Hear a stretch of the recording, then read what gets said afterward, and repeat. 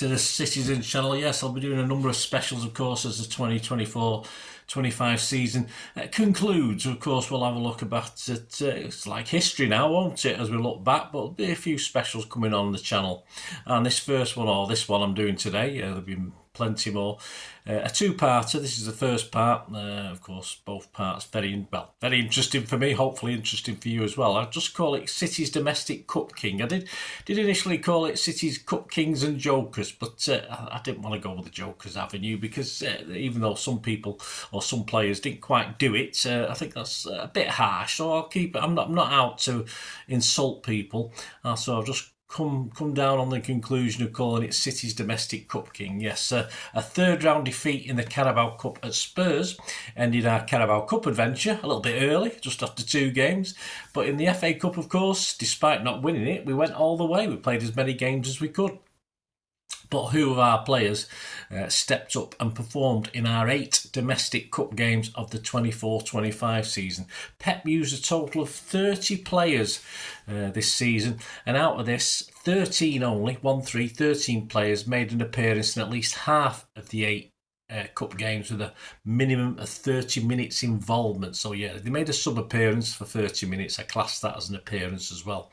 So I'm going to analyse these by their individual ratings, see who stepped up for our wonderful Blues, to compare my own ratings, of course, which I've been giving all season.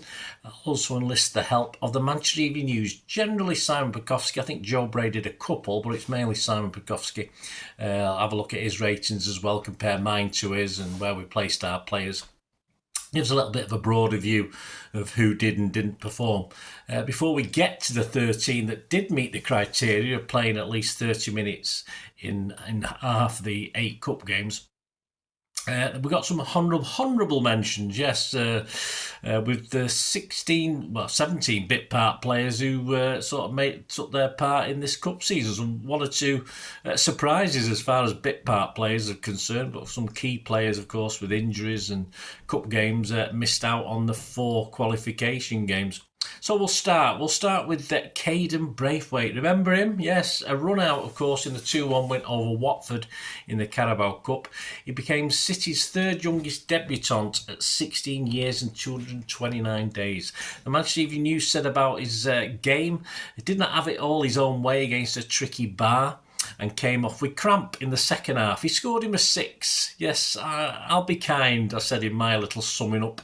He made his debut, that's all. Well done, lad. And I give him a 6 as well. So that was it. That was the first one we're going to look at. About Claudio Echeverri, well, just the 1 sub-appearance. It couldn't have got bigger, could it? A debut in the FA Cup final. But a chance, of course, of City immortality. Missed for now. We'll see. Well, we might have more to come, although he'll probably be farmed out now. Who knows? So, yeah, we'll leave that. That's a fairly recent thing in that FA Cup final. Just that 1 sub-appearance didn't quite happen, did it, for him? So we'll not talk about that. Jacob Wright, yeah, 3 sub-appearances at around 67 minutes in total for all, if you combine all the 3 appearances. So obviously not enough to qualify for our top 13. Watford and Spurs in the Carabao and Plymouth at home in the FA Cup for Jacob Wright. Kyle Walker, yeah, he played 1 cup game before an injury and then the loan moved to Italy, of course, and it was in the 2-1 Carabao Cup win back on the 24th of September at the Etihad. Yes, I'll say very famous, but I don't think that Watford win will be very famous, would it? The Manchester Evening News said of Walker that night, a much quieter match day, mopping everything up at the back from a centre-half position. He gave him a 7. I wasn't very kind to Kyle. I said he was okay, but it was a feeble clearance that set up their goal. I just scored him a 6. That was Mr. Walker. Abu Qadir Kusanov, yes, 1 start and 1 early second half appearance. Yeah, he got a 6 from me and a 5.5 average from the Manchester Evening News. That's enough said on Kusanov. Nico Gonzalez, 1 start, but he came off early at Orient in the FA Cup after being dispossessed, led to their goal, and off injured after 22 minutes, and just a couple of late sub-appearances as well. So not a lot to say about Nico Gonzalez. I'll be kind to him about that game at Orient. Yeah, so I thought it was a bit weak, to be honest with you, but he was injured. Jermaine Simpson Pusey, a start, of course, in the FA Cup against Salford. He rated a 7 with the Manchester Evening News, a 6.5 with me. And, of course, he also got a few minutes at Spurs in the Carabao Cup as well. Divine Mubama, yes, 1 start, 1 goal, a nice return against Salford City, of course. The Manchester Evening News said, scored on his debut with a run that Haaland couldn't have bettered, and he did everything asked of him, and we've never seen him since. Anyway, a 7 out of 10 for the Manchester Evening News. I said about him, a real surprise starter for me, but a goal and great effort. He should be proud. Yeah, and I give him a 7 as well. Yes, Manuel Akanji, an early second half sub against Salford, and a less than staggering start in the FA Cup final. His average in the Manchester Evening News was 6 over the games, and for me, just a 5.5. Against Salford, the Manchester Evening News said of Akanji, strolled his way through the second half as City ran riot, and give him a 7 out of 10. I thought, well, he did okay, but caught out a little during the last 5 or 10 minutes when Salford had a late go, and I scored him a 6. Rita Rice, yes, 2 FA Cup starts, Orient and Plymouth. For me, an average of 7. For the Manchester Evening News, they thought it was worse. I'm usually far harsher than Manchester Evening News, but they give him a 6.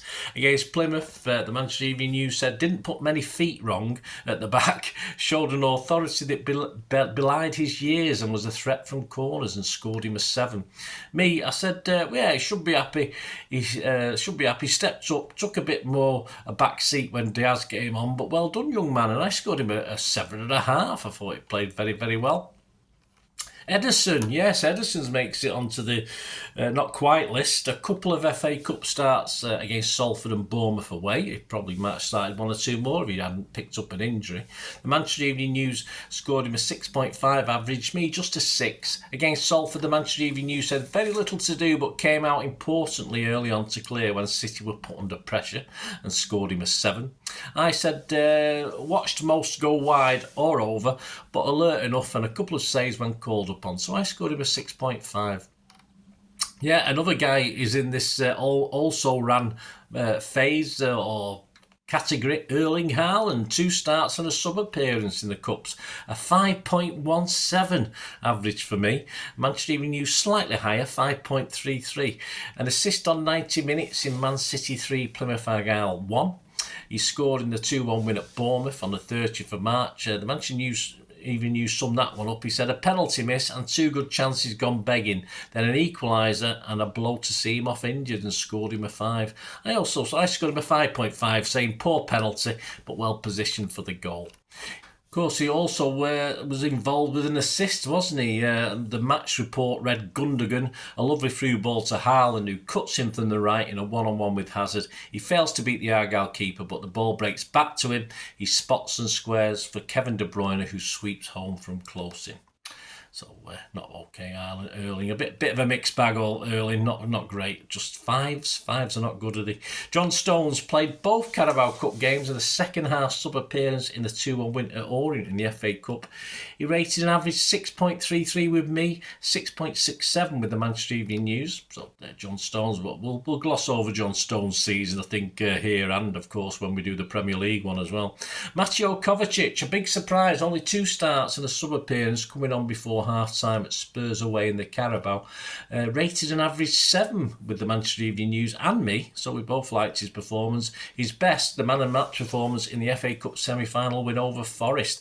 The Manchester Evening News said arguably his best performance in a City shirt, finding the assist early on and running the game in the field with barely a step out of place. He scored him a 9. I give him an 8.5. I said bustling, took full advantage of Forest's lack of ambition, certainly in the first 45 minutes. He can be proud tonight. How about Jeremy Doku? Well, just the 3 cup starts for our tricky winger. A 7.33 average for me and a 7 for the Manchester Evening News. Included a goal in the Carabao Cup against Watford and a man of the match performance with 2 goals and 2 assists.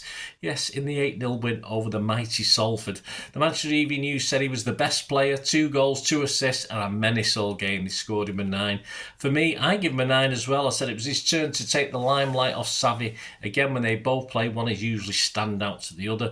Assists and goals to shut up the moaners. Yes, well, don't shut them up for long, does it? How about Nathan Aki? We tend to forget poor Nathan's not had the greatest season, has he, injury-wise? Just the 3 starts. He averaged a 6.33 with both myself and the Manchester Evening News. His best game, like a lot in this one. Salford, of course, his best one. Manchester Evening News said, job done as Aki came out again for the team and then went for some well-earned rest in the second half. He gave him a 7. I gave him a 7 as well. I said, the leader in the first half, and I thought he looked even taller. I thought he'd grown an inch or two. Anyway, perhaps Salford were very small. And not making it into the minimum requirement with 3 starts and 1 short sub-appearance, the legend, the king, of course, the new king, and we're saying bye-bye to him, Kevin De Bruyne. Yeah, he missed out on getting into the top 13. Yeah, my average, just 6.17, so not great. The Evening News, 6.67. His best, a goal and assist in the 3-1 FA Cup win over Plymouth. Going over to the match report on 12 minutes from a corner, this time KDB whips it in and Gundo's napper glances over by a couple of feet at the near post. On 44 minutes, Plymouth keeper Hazard gets down really well to get a palm on a low Kevin De Bruyne diagonal shot aimed to the far corner from a Grealish through ball. 45 plus 1 minutes though is involved in the equaliser for City. McAtee wins a foul 25 yards out on the angle and Kevin De Bruyne kills a lovely free kick towards the near post and Nico O'Reilly sends a header goalwards. Conor Hazard gets a good hand to the ball but is powerless to keep it out. And 68 minutes, Kevin De Bruyne corner to Grealish, who receives the return pass and almost catches out Hazard with a cross shot. The Plymouth keeper tips the ball over the bar for another City corner. And of course on 90 minutes, it ended City 3, Plymouth 1. Gundo a lovely through ball to Haaland, who cuts him from the right, one-on-one with Hazard. He fails to beat the Argyle keeper, but the ball breaks back to him. He spots and squares for Kevin De Bruyne, who sweeps home from close in. The Manchester Evening News said of this performance, he picked up an assist and nearly surprised the Plymouth keeper after a corner was cleared, but there weren't many moments of influence, albeit he scored the 3rd late on. Glad you remembered that. 7 out of 10. He was Sofascores as a matter of interest. He was Sofascores player of the match, although they do rate quite highly on there, with a 9.5 out of 10 for that game. For me, I said he wasn't flying, but did enough to get an extra mark and at least seemed to have enjoyed himself, so I'd give him a 7. Well, right, that's it. That's the bit part players, if you can call them that. Sorry, Kev, Edison, etc. Now to the qualifying 13. We'll have a look at a couple of them in this part. And at number 13, probably not a real surprise to anyone. My number 13 and the Manchester Evening News is number 12, so not a lot of difference between us. Of course, Phil Foden. A 5.7 average for me, 5.8 for the Manchester Evening News, 4 starts and 1 30-minute sub-appearance, plus 30-minute sub-appearance. He also featured in all cup games, so he got minutes in every single game in our 8 cup games. His best appearance was off the bench in the 8-0 win over Salford. A somewhat fluky assist perhaps. Going back to the match report, 55 minutes he replaced Savinho. 68 minutes it was a penalty to City. Foden finds Doku, who shot his handled by tilt. Another clear penalty despite the innocent protestation. 72 minutes, 7-0. Foden's shot from 20 yards turns into a pass and is controlled by McAtee. And a calm finish for his second goal. Manchester Evening News said of Phil Foden didn't get going immediately, but when he did, Salford couldn't stop him and scored him a 7. I said an assist and looked sharper today in his 35-minute cameo, a 6.5. Sadly, that wasn't to last, was it? In some bang average performances, he also grabbed an assist in the 3-1 win over Plymouth. There you go, Phil Foden, our number 13. Unlucky for some, unlucky for us and Phil. At number 12, yes, a shock for this, perhaps for this one, not particularly. İlkay Gundogan and joint number 12 bottom for the Manchester Evening News as well, so not a lot of difference between the two of us. He made 5 starts, 2 sub-appearances. He got an average of 5.7 for me, 5.8 for the Manchester Evening News. So same as Foden, but of course he nips above him. Just on appearances and time on the pitch. Like many, Salford was his good game for him, but performed creditably in a 2-1 win at Bournemouth as well, of course. The match reports, 10 minutes, lovely feet from Gundo. Yeah, through the middle as he pirouettes past Ryan Christie. Looked like the Gundo of 5 years ago there.